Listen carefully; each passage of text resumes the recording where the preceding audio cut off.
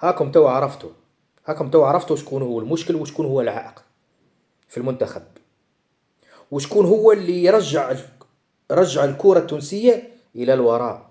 ومش برك الكرة، راه كل شيء راجع، كل شيء أولهم الرياضة و كل شيء راجع. هاكم كلكم عرفتوا السبب انه قيس سعيد هو المشكل، انه السيد قيس سعيد انه هو ضد كل ما هو اجنبي، كل ما ضد ما هو اوروبي امريكي كذا واحد. ماذا به يجيب لنا جمل هو من السعوديه، ولا يجيب لنا ما نعرفش انا. هو ممكن يحسب تونس قريه في الخليج، ولا ممكن هو هكا ينظروا. فما برشا يقول لك، فما برشا توانسه يتكلم يقول لك الغرب والغرب. ما فهمتش انا تو كي يتكلم في الغرب اش معناها؟ نحن شرق يعني؟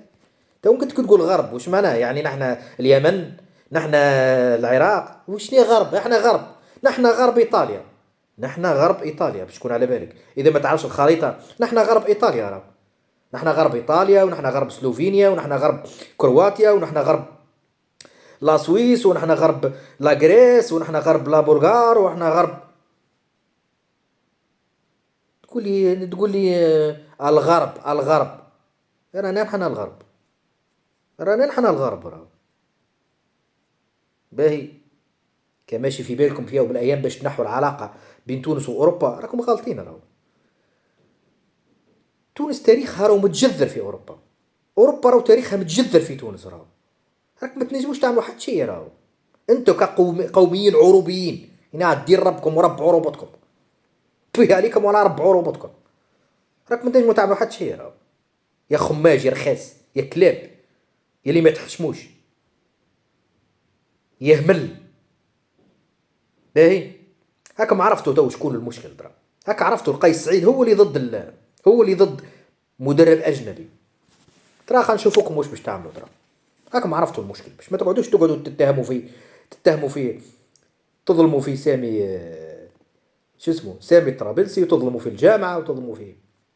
صحيح كل واحد عنده اخطاء، كل واحد عنده اخطاء، نتكلموش على اخطاء هذه.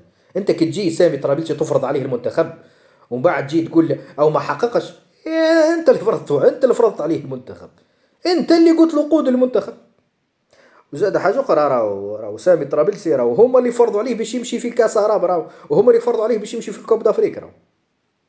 هذه هي المعلومات الصحيحه، راهو هما اللي فرضوا عليه راهو. باهي، أه هاكم عرفتوا تو بتوجيهات سياسيه من القائد قيس سعيد، من المخلص، يعطي عصب للصرمو، يعطي عصب للصرمو مرخصو.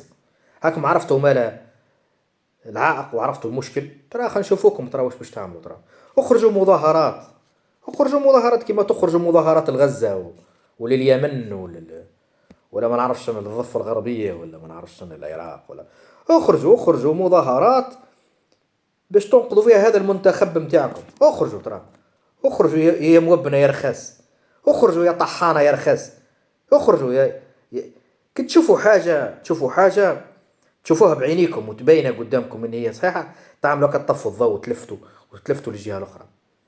ها، كانوا يسامي الطرابلسي يعطيه الحس، كانوا جامعة يعطيه الحس. قيس سعيد اعمل روحك ما سمعتش، فيه على ديال ربكم. اسمع يقولك توجيهات سياسية، اسمع حلو ذنيك، يقولك توجيهات سياسية. فهمي انا فهمي راني متاكد من الانفورماسيون تاعي ونعرف شنو نحكي. كيف قلت راهو سامي طرابلسي قال تم الزامه كونه باش يكون هو رئيس معناتها قائد المنتخب الوطني التونسي، قائد دكه المنتخب، هو المدرب ان كان في البطوله العربيه وفي البطوله الافريقيه. وبالله نحن ما غير علاش نعملوا في برشا مكياج توا ونعملوا برشا سينما.